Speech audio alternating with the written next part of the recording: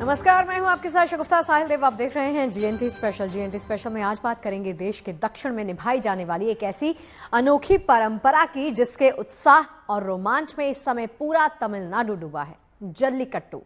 बैलों को काबू करने वाला ये खेल सदियों से तमिल परंपरा का एक बहुत अहम हिस्सा रहा है। हर साल संक्रांति और पोंगल के मौके पर जल्लीकट्टू की परंपरा तमिलनाडु के अलग अलग शहरों में निभाई जाती है।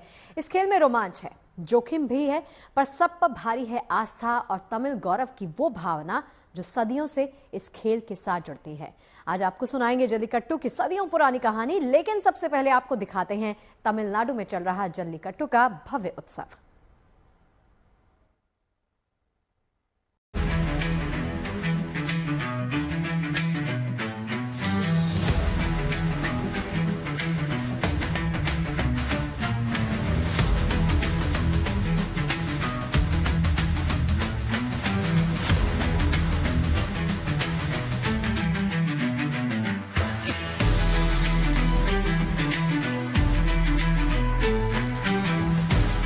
ये पर्व है परंपरा का।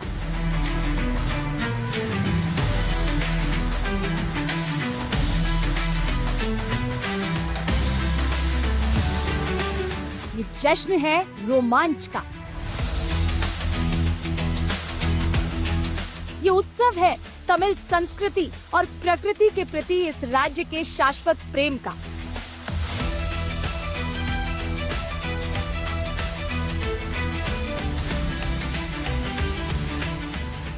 सारी दुनिया जिसे जल्लीकट्टू के नाम से जानती है, वास्तव में हस्ताक्षर है तमिल पहचान और परंपरा का। वो परंपरा जिसे इस दक्षिणी राज्य में सदियों से पूरी आस्था और उल्लास के साथ निभाया और सेलिब्रेट किया जा रहा है।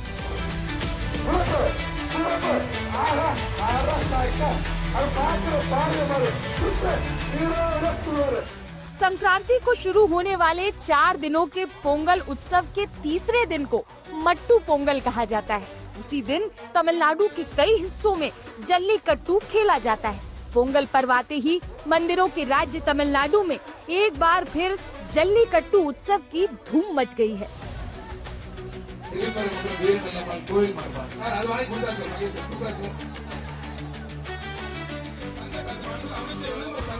सबसे पहले आपको बताते हैं कि जल्लीकट्टू क्यों और कैसे खेला जाता है।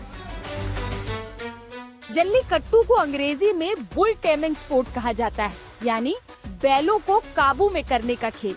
इसमें एक ताकतवर देसी बैल या सांड को खुली जगह पर छोड़ा जाता है और युवक उस सांड को उसके कुबड़ को पकड़कर काबू में करने की कोशिश करते हैं। उद्देश्य सिर्फ ये देखना होता है कि कौन युवक सांड की ताकत, गति और उग्रता को नियंत्रित कर सकता है।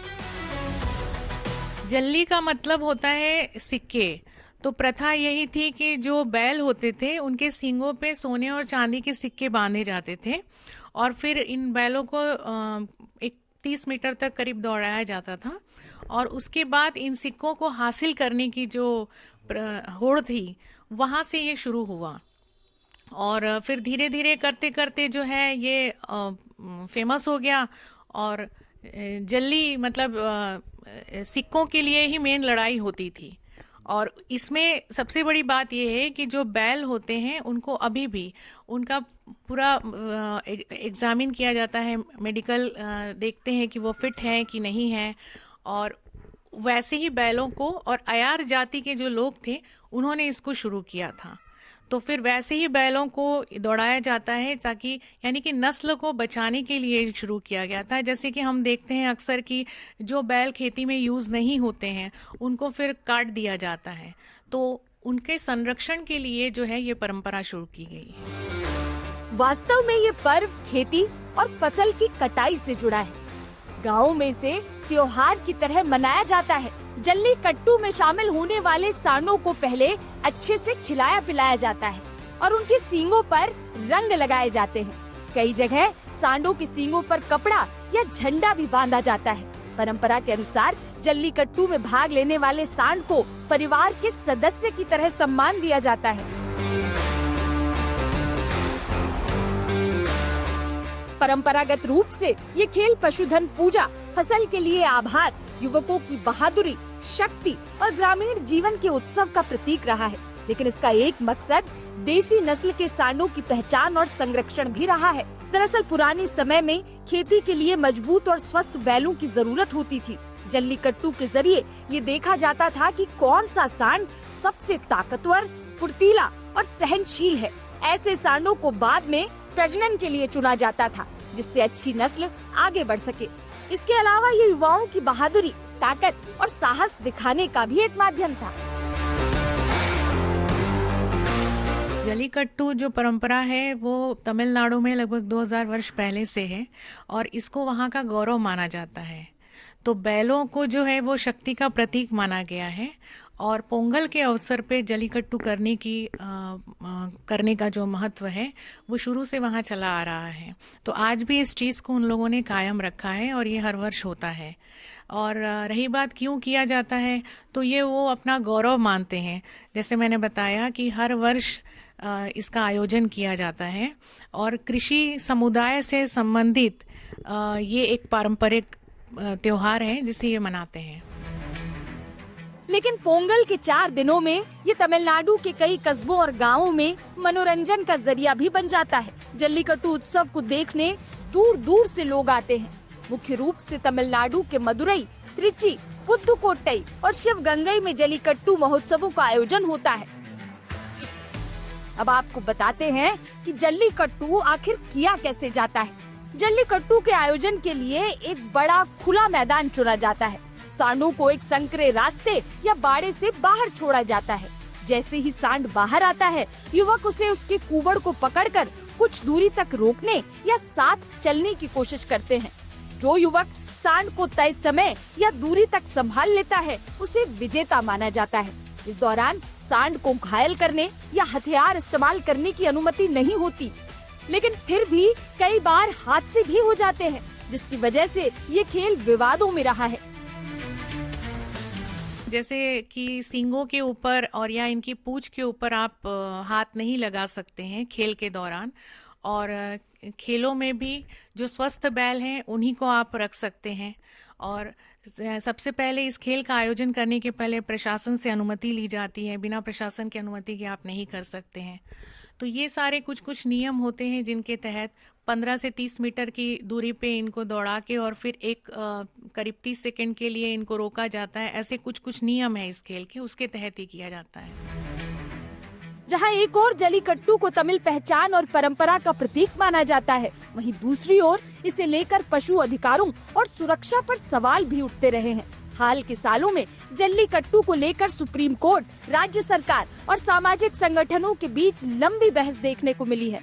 इन तमाम मुद्दों को देखते हुए अब तमिलनाडु में जल्लीकट्टू के बड़े आयोजन एनिमल वेलफेयर बोर्ड और पशु चिकित्सा विभाग की निगरानी में होने लगे हैं। इस साल भी तमिलनाडु में शहर शहर तमाम एहतियात के साथ जल्लीकट्टू के आयोजन शुरू हो चुके हैं।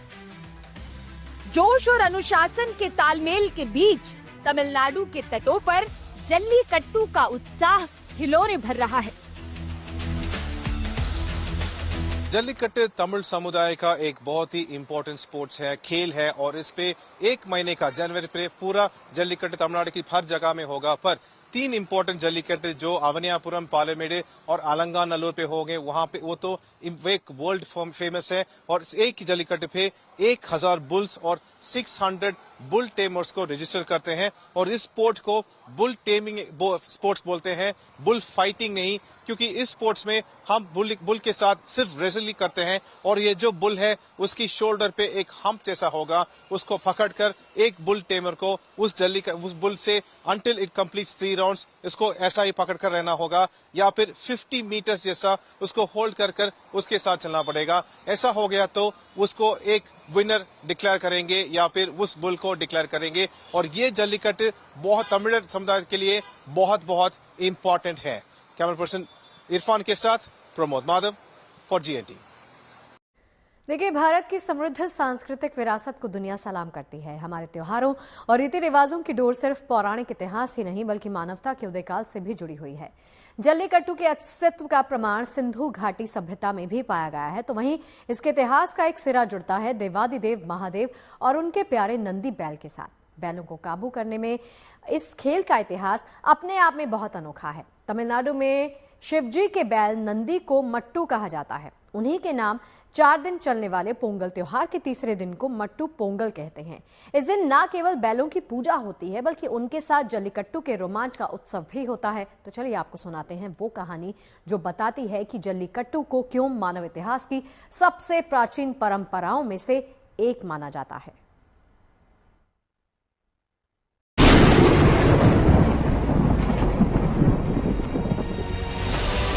एक बार महादेव ने नंदी को पृथ्वी पर जाकर लोगों को तेल मालिश और भोजन से जुड़ा संदेश देने को कहा, लेकिन नंदी ने पृथ्वी के लोगों को गलती से उल्टा संदेश दे दिया। नंदी की इस गलती पर महादेव बेहद क्रोधित हुए। क्रोधित होकर शिवजी ने उसे धरती पर रहकर खेती और दूसरे श्रम वाले कामों में किसानों का हाथ बटाने का श्राप दे दिया। तो एक बार शिवजी ने नंदी को पृथ्वी पर भेजा था मनुष्यों को संदेश देने के लिए, और वह संदेश ये था कि मनुष्य जो है वो रोज मालिश करें और महीने में सिर्फ एक बार भोजन करें। तो नंदी जब पृथ्वी पर आए उनसे भूल हो गई, वो भ्रमित हो गए और उन्होंने उसको उल्टा कर दिया। उन्होंने कहा रोज खाना खाएं और महीने में एक बार मालिश करें। तो इस वजह से शिवजी बहुत क्रोधित हुए और उन्होंने नंदी को श्राप दिया कि आज से तुम पृथ्वी पर रहोगे और इन कृषकों की सेवा करोगे और ऐसी सेवा करोगे ताकि ये तुम्हारी मदद से पर्याप्त अनाज रोज खाने के लिए उगा पाए, पैदा कर सके। और उसके बाद से माना जाता है कि बैल जो है, मतलब नंदी जो है वो यहाँ रहने लगे, बैलों के रूप में रहने लगे और कृषि से जुड़े हुए हमारे बैल होते हैं। तो इसके लिए कृषक समाज का और बैलों का एक संबंध बन गया और फिर मवेशियों को इसीलिए मट्टू पोंगल के दिन उनकी पूजा की जाती है। ये प्रथा है। सनातन पुराणों से छनकर तमिल लोक जीवन तक पहुंची है महादेव और उनके प्रिय नंदी की ये कथा, और यही पौराणिक कहानी आधार मानी जाती है खेती में बैलों के उपयोग की शुरुआत, मट्टू पोंगल और जल्लीकट्टू के उद्भव का। इतिहास के झरोके से झांके तो जल्लीकट्टू की कहानी हजारों साल का फासला तय करते हुए वर्तमान से जुड़ती दिखती है।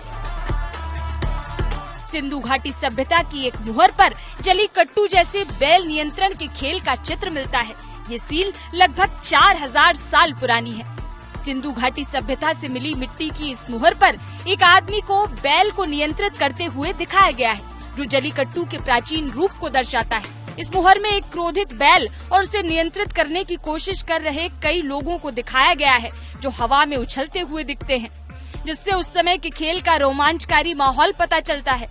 फिलहाल ये मुहर राजधानी दिल्ली के राष्ट्रीय संग्रहालय में रखी गई है।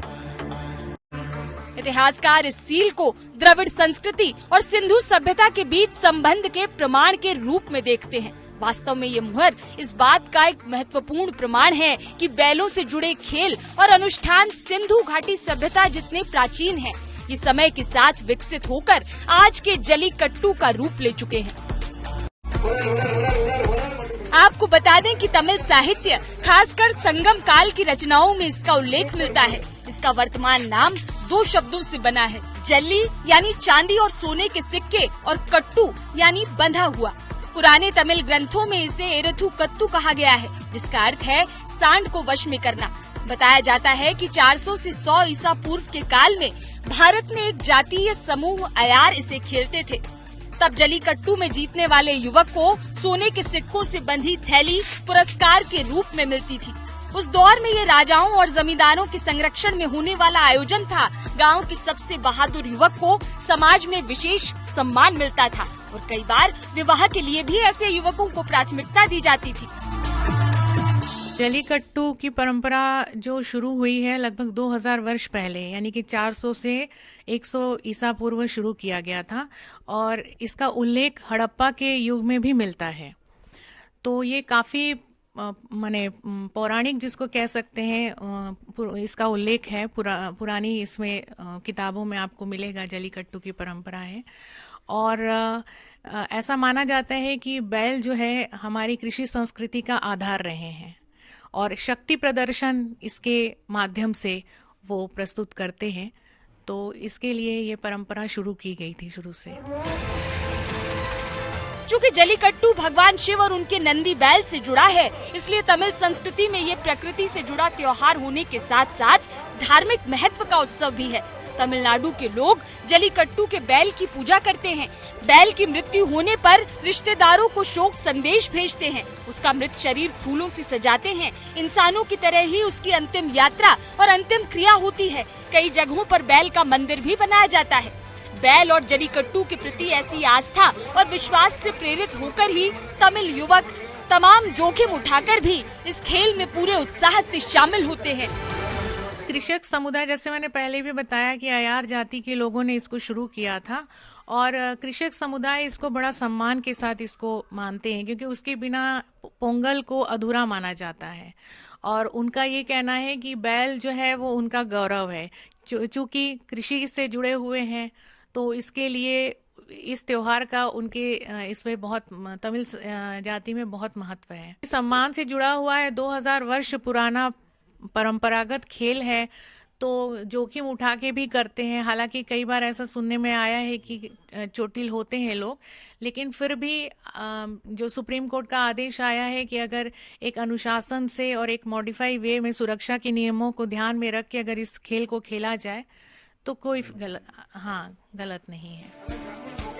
हाल के सालों में जल्लीकट्टू को लेकर पशु अधिकार समूहों ने सवाल उठाए हैं। उनका कहना है कि इसमें जानवरों के साथ क्रूरता होती है। इसी वजह से सुप्रीम कोर्ट ने एक दौर में इस पर रोक भी लगाई थी। बाद में तमिलनाडु सरकार ने कानून में बदलाव कर इसे सांस्कृतिक परंपरा के रूप में फिर से अनुमति दी और आज तमिल परंपरा का ये उत्सव पूरी भव्यता के साथ मनाया जाता है। वाराणसी से रोशन जायसवाल के साथ bureau report, good news today. तो देखिए, एक तरफ जल्लीकट्टू को हजारों साल पुरानी सांस्कृतिक विरासत बताया जाता है, तो दूसरी तरफ कई बार इसे जानवरों के प्रति क्रूरता से जोड़कर भी देखा गया। ऐसे में ये परंपरा कानून और आधुनिक सोच के टकराव की एक बड़ी मिसाल भी बन रही है और यही वजह है कि अब तमाम एहतियात बरते जाते हैं। लेकिन सांस्कृतिक विरासत से जुड़ा ये अकेला खेल नहीं है जिसे तमाम विरोधाभासों के बाद भी सदियों से खेला जा रहा हो। मध्य प्रदेश का हिंगोट युद्ध हो या फिर गुजरात का इंगोरिया या फिर बिहार में नागों का मेला, भारत के अलग अलग हिस्सों में त्योहारों के मौकों पर ऐसे कई पारंपरिक खेल या रस्में निभाई जाती हैं या होती हैं जो जोखिम से भरी तो होती हैं, लेकिन इनसे जुड़ी आस्था के चलते लोग इन्हें आज तक अपनी जिंदगी का अहम हिस्सा बनाए हुए हैं।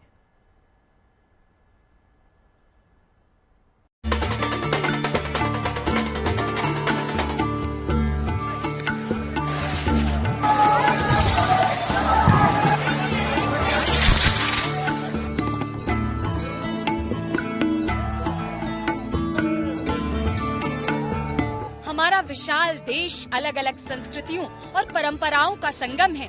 यहाँ अलग अलग क्षेत्रों की कई मान्यताएं और अपनी अपनी आस्था है। खास तौर पर होली, दिवाली और नाग पंचमी जैसे त्योहारों के मौके पर देश के कई इलाकों में अनोखी परंपराएं निभाई जाती हैं। इस दौरान कई जगहों पर अनूठे खेलों के जरिए उत्सव के उल्लास को दोगुना किया जाता है। खास प्रथाएं आपको सुनने में अजीबोगरीब लग सकती हैं, लेकिन इन्हें सदियों से बदस्तूर निभाया जा रहा है, वो भी पूरे उल्लास और उमंग के साथ। ऐसी ही एक परंपरा है मध्य प्रदेश के इंदौर में खेला जाने वाला हिंगोट युद्ध। दीपावली के बाद जब पूरे देश में पटाखों की गूंज थमने लगती है, तब मध्य प्रदेश के इंदौर में शुरू होता है एक अनोखा युद्ध। आग के इस युद्ध को हिंगोट युद्ध कहा जाता है। एक हाथ में ढाल और दूसरे हाथ में हिंगोट यानी अग्निबाण। दीपावली के अगले दिन इंदौर के गौतमपुरा में हिंगोट युद्ध का रोमांच हावी होता है।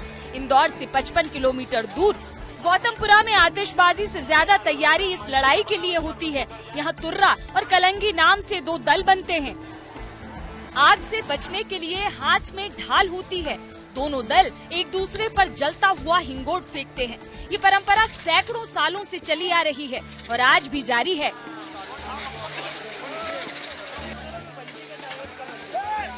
हिंगोट वास्तव में नारियल की तरह का एक फल है जो हिंगोरिया नाम के पेड़ पर लगता है।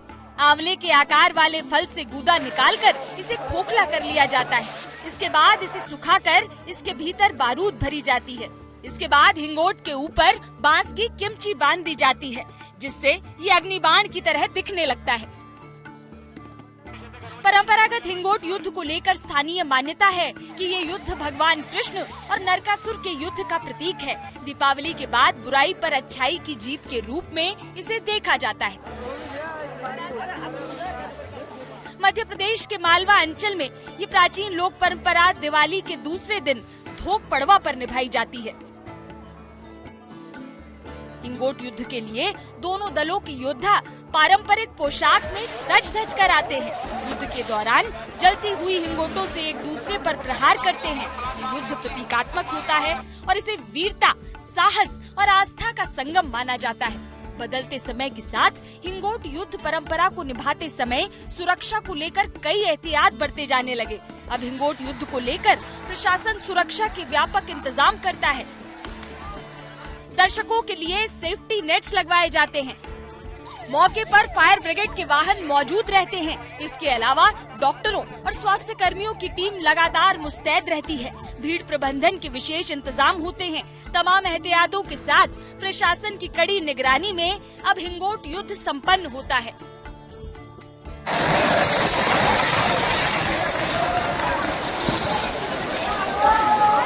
एक ऐसी ही अनोखी परंपरा दिवाली के दिनों में गुजरात के सावरकुंडला शहर में निभाई जाती है। सावरकुंडला में एक दूसरे पर पटाखे फेंककर दिवाली मनाई जाती है। सावरकुंडला शहर की गलियों में चिंगारी उगलते पटाखों से युद्ध लड़ा जाता है। ये पटाखा युद्ध एक पुरानी परंपरा से जुड़ा है, जिसे इंगोरिया युद्ध के नाम से जाना जाता है। परंपरा को निभाते हुए ये ख्याल रखा जाता है कि किसी को खरोंच तक न आए, क्योंकि वास्तव में इंगोरिया एक तरह के हर्बल पटाखे होते हैं। दिवाली की रात सावरकुंडला के लोग एक दूसरे पर इन पटाखों को फेंकते हैं।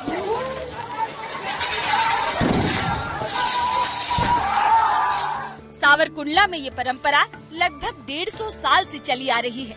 दिवाली की रात इंगोरिया युद्ध देखने के लिए यहाँ बाहर से बड़ी संख्या में लोग पहुँचते हैं।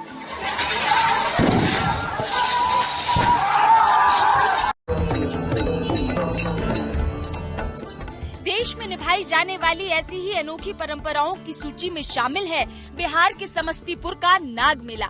समस्तीपुर जिले के सिंघिया में नाग पंचमी के दिन एक अद्भुत सांपों का मेला लगाया जाता है, जहां लोग गले से लेकर हाथों और माथे तक पर सांपों को लटकाते हैं। इस मेले के दौरान सैकड़ों की संख्या में भक्त नदी से सांपों को निकालते हैं, फिर उन सांपों को हाथों और कांधों पर लिपटाए हुए नदी में डुबकी लगाते हैं। तो नाग पंचमी का त्योहार सावन की शुक्ल पक्ष की पंचमी तिथि को मनाने की परंपरा है, लेकिन समस्तीपुर के सिंघिया में 15 दिन पहले यानी सावन के कृष्ण पक्ष की पंचमी को नाग पंचमी मनाई जाती है और इसी दिन यहाँ सांपों का ये अनोखा मेला लगता है। जलीकट्टू, हिंगोट और इंगोरिया युद्ध की तरह ही सांपों के मेले का आधार भी सदियों पुरानी मान्यता और आस्था ही है। मान्यता है कि जो भक्त इस तरह सांपों के साथ नदी में डुबकी लगाते हैं, उनकी मनोकामना जरूर पूरी होती है। बिहार के इस क्षेत्र में ये परंपरा 300 साल से निभाई जा रही है।